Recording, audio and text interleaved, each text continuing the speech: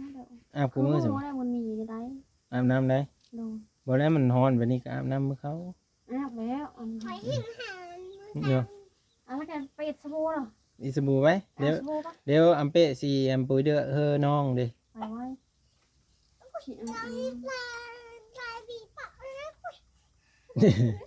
ปังง่าย แปลว่าเลย ชื่อปังง่าย แปลว่าเลยแหละ ง่ายแล้วมันบ่ไป เจ้าแล้วไปเอาเอง บ่ไปบ่ได้กินขนมแล้วนะ อืม โอ้บ่ให้ชื่อเรื่องปันให้คอยชื่อ พอซื้อให้บ่น้ำปั่นนะนี่เพื่อเริ่มมีเงินเนาะพอจะมีเงินนี่ เจ้าเอาเงินคอยจังนั้นเด้เดี๋ยวให้คอย อืม ว่า เอาเขาก็ซื้อน้ำปั่นมาสิเนาะอืม กินหันไปเอ้าชบูหันไปไว้ อยากกินแล้วไปเอาสบู่ฮะกินสบู่ฮะ อย่างเงี้ยไป พังดูแม่จะว่าอยากกินแล้วไปเอาสบู่ขันให้นี่ไม่ไปเอาเลยขันแม่เขากินสบู่กันไม่เอา ชบูหันสุนองหันไปไว้ อืม นี่ อืม เตะดาวแล้วแกก็ปุยเด้อเอาปุยเด้อเชียวปุย ไปอาบน้ำไปหน่อย เนี่ยเตอเลยจัง อืมอาบน้ำอาบไหนแล้วมันฮ้อนเลยเนาะ ตะกองน้องไปเจี๊ เปิ ย ดเพลง ปุยเจี๊ย กำลังเริ่มถือมือเด้อฮะ เพิ่นเองกันเลย เก็บได้ฮะบุญมีมาพี่เลยบุญมีมาพี่ไว้ขาลิงขี้ดินเลยบ่ฮะนะระวังเด้อมันบาดได้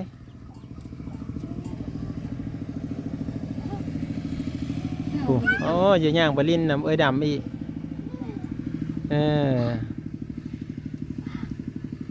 บุญเพลง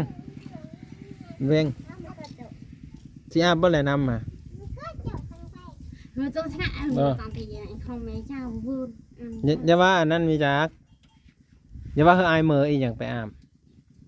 เขาเบิ่งในที่ FC เพิ่นจะเบิ่งนี่ FC เอาบุญเพลงอาบน้ำอยู่บ่แต่มือฮะนี่อาบน้ำก็เย็นเลยได้บ่สิ มีใครนี่ สิอาบอยู่เสื้อแล้วบัดนี้ มันเปิด บ่สลอยน้ำก็ขี้คันได้สูบเลยสิไปอาบอีกเท่าไหร่ ขี้ข้ามันก็ได้ขี้ข้าแล้วก็ เป็นเลยสิ คอยเจ็บตานี่ เจ็บตาแล้วมีสูบ มันก็ได้สู้ แล้วสิไปอาบอีกเท่าไหร่ เอาอยู่นี่ก็ได้ อาบน้ำสลับบ่เดี๋ยวสิมาอาบน้ำดองดำเนาะ ไปเด้อสบู่ไว้ไปเอาสบู่หันไปไว้ไปสุนอง ตัวย่างได้เสยอันนี้ทุกคนดูย่างพี่ย่างมาพี่ย่างเป็นเนาะน้องเจ้าเนาะแล้วย่างเองเลยฮะ มันยังอยู่เหือนพูดชี้จักตึงจับ จังเห็นลูกเพิ่นเลยนะปี2 ปีจักปีแล้วลูกเจ้านี่ 2 ปีปลาย 2 ปีลูกบ้านกะลางอันนั้น3 ปีย่างเสยเด้อ มี3 ปี ย่างเองเลยบอกว่าลูกคนเวทนะมันย่างเองเลยนี่ฮะอันนี้ลูกคนลาวอันนี้ คนลาวก็ได้คนไทยก็ได้ โอ้แสดงว่าย่างแข้งนี่กลมกับมีลมอีนี่ไปเอาแล้วแกสบู่เลย ไปเอาสบู่ไปแล้วไปอาบน้ำไปมันร้อนอาบน้ำอาบไหนเดี๋ยวแม่จะไปเอาแล้วย่าแล้วจ้ะเบิ่งน้องเด้อฮะ100 200ไปเอา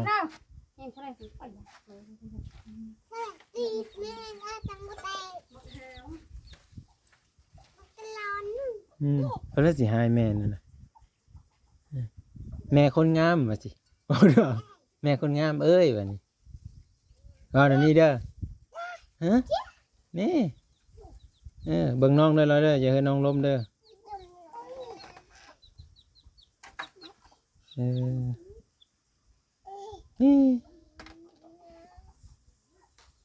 เอากุ้มบ่น้องฮะสมมุติแม่เขาเอาน้องเอากุ้มบ่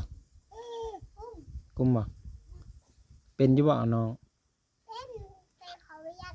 เป็นยังขามันให้ได้สะมีของลิ้นให้น้องลิ้นบ่เอายังให้ลิ้นล่ะ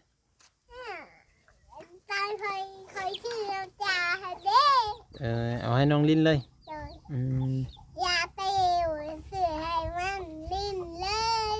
มันลิ้นแล้วมันมีให้บ่ บ่ น่ะขวัดลิ้นเอ้ยเอ้าหายกันบ่เดี๋ยวนี้น่ะขวัดขี้พุ่นด้วยกันอีหายวะเนี่ยโอ้หันหลังเฉยๆระวังตำไม้เด้อ เล่นไปนะผม อืม มันก็ได้เอาหน้าเอาหน้าเอาหน้า เด็ดนี่ขี้ดีน้ำตาลนะมาพี่ย่างไว้ตัวไปหาอาบน้ำอาบไหนมันแดดฮ้อน เอาแต่นี่บ่เสื้อแผลได้สะไม่ได้เอาแผลเสร็จแล้วจะเพิ่นบ่โธ่ฮ้อนแดดเลยพี่น้องอาบน้ำตาแดดมันสิมีไข้บ่เด็กน้อยเนี่ย มาหูดิ เอ้า อาบแล้ว มานอนอาบเลย ไปอาบไป เจ้าเคยอาบน้ำเพื่อลูกจะได้สะอาบไปเลยมันเพ่งสิไปอาบแล้วลอยน่ะเทิงบ่แหละเทิงบ่มาเทิงเพื่อสิอาบเพื่อแหละฮะเปิดเป็นบ่เพื่อสิเปิดน้ำมาเพิ่นจะอันน่ะน้องดำเปิดมาพี่อย่าเงียบเด้อโอ้เราเปิดเองก็ได้วะน้องดำ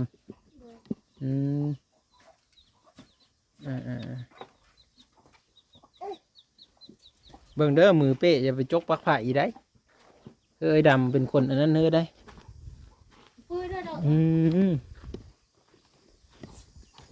อันนี้เหินสารบ้านซ่องของน้องดำนี่ทั้งน้ำวันนี้เพื่อนนั่นเต็มทั้งบ่น้องดำเอามามันก็เฮ่นำบ่เพื่อนว่ามื้อนี้บ่ได้อยู่เนาะพ่อไปเฮ็ดงานเลยไปอันน่ะนาแสงเอาเสาและตำหูน่ะแล้วเลยโอ้ได้จังอันเลยแม่เป็นคนเอาไว้แล้วนี่อันนี้คือน้องดำมอนเพิ่นเหินสารบ้านซองมอนเฮ็ดอยู่เฮ็ดกินหน่อยจะได้ไปเจอแล้วจันนะสาวนุชสาวดำเพิ่นน่ะซื้อนุชจักเดินก็จะไปเฮ็ดงานอยู่ไทยนะ2 เดือนไปทุกคนอาบได้ป่ะน้ำนะแต่บันนั้นเฮ้ยดำเป็นคนมอดได้อย่ามอดเองได้ยันไปพาจับได้ไปพาสอดพอดีเด้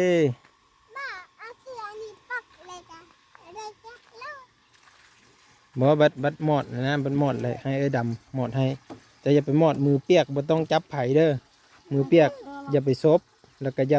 าไปเสียบปลั๊กไฟเด้อเสียบปลั๊กไฟดูดได้เด็กน้อยมีแต่บอกเพื่อนว่ามอดน้ำให้แน่สิเด้อย่ามันสอดเลยแล้วได้ไผ่จับตายได้ตายแรกกูจีดเจอยานกูจีดเด้ออย่าไปจับได้กูจีดเจอบอดีเด้อบอได้เห็นอายเลยอายกับบอได้มาลิ้นนั่นเจ้าแล้วอายกับยานพีโลเด้เนาะเจ้าบอยานบ่เอาพีโลยานพีโลได้อายก็ได้ว่ายานเลยเนาะพีโลกูแล้วสิบยานอายจังว่าบ่ให้โจกปักไฟบ่ให้มอดเองเฮ้ยบลินติพี่อุ้มไปพูดเลยอุ้มไปไว้อยู่แป้นไปเร่งอุ้มน้องหน่อยเลยอุ้มน้องไงเนี่ยอุ้มน้องเฮ้ยเนี่ยมันลิงขี้ตมแล้วสลอยก็มีเอาลูกก่อนเนาะเอาเผาอาบเด้อมันแดดฮ้อนสิเจ้าอาบน้ำนี่อาบอยู่นี่อาบอยู่เฮือนก็ได้แต่ว่าอันนี้มาอาบนี่ก่อนบุญเพ่งเด้บุญมีเด้อาบอยู่บ่บุญเพ่งเด้อาบอยู่เฮ้ยแม่อาบเพื่ออะไรอาบแล้วก็ไปนุ่งเครื่องเลยจะสิอาบนั่นได้อะอาบอยู่ท่อนะเอาหิบอาบเจ้าฮะเรามันถือโหน้องเด้อเจ้าอาบก่อนรถบุญเพ่งมาอีจับให้มาท่อมาจับบ่ไม่จำให้เจ้าเป็นคนอาบไม่จำให้ระวังมันถือตาให้เย็นบ่ อืมเบิ่งมานี่ไอ้จับให้มาเออเอาอาบปีนหลังมาผมได้เป๊ะบ่ผมมาเอาจับเอาไหมนี่จับเอาไหมนี่โอ้จุน้องโอ้ยระบบนี่อาบน้ำแบบกระทึกลึกนองเลยเนาะเอาใส่กระถางได้ไหมล่ะ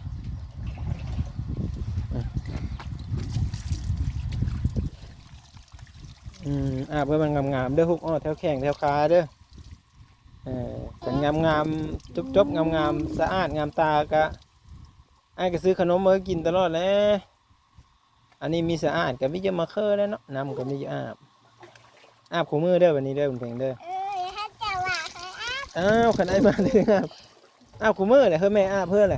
แม่เคยไม่อยากอาบ แม่จะไม่อยากอาบเพื่อ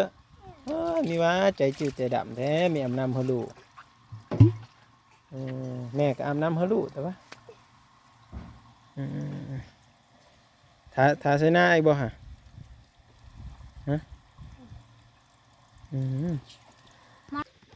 พี่ลึกวันแดดดิลี่พ่อแม่พี่น้องน้องดำเห็ดเพื่อเลยเด้